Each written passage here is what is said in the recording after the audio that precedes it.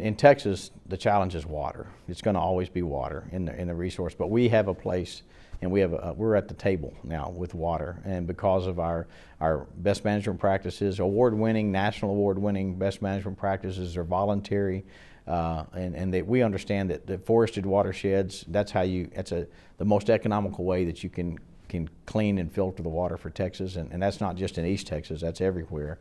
So I think having that issue out there, that's a challenge. The people, 27 million people, I think I've heard reports that there are over 1,000 people a day that move to Texas. That's a lot of folks. I know it's a big state, but that's a lot of folks. And they're not just spreading uniformly over the state. They're kind of wadding up along I-35 and I-45 in the big metropolitan areas. And so urban forestry, urban wildland interface, dealing with the interface issues as people move out, those are huge challenges. And the fuel levels and the drought that we're experiencing now. And then in the future, though, we're not going to be in a drought cycle always. You know, it's going to, according to our folks, predictive services, they say a 20 to 30-year drought. Well, we're more than halfway through. So now you look forward, okay, what do we do when we get back into a wet cycle? You know, what does that mean? And how do we manage effectively, and how do we help people build the capacity of others? That's what we do as an agency.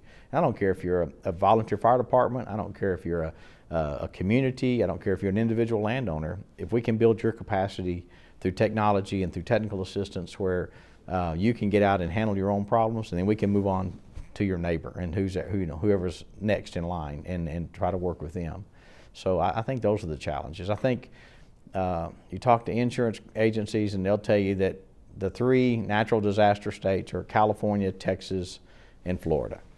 And so we're always, because of our position, we're always going to be in some kind of natural disaster and have a danger of it. And so preparation, training, volunteer fire departments, they're our first responders. They're the heroes of Texas in my mind. So you train those folks and you equip those folks, and then you work with the municipalities, which we do at the Texas Interstate Fire Mutual Aid System, or TIFMAS.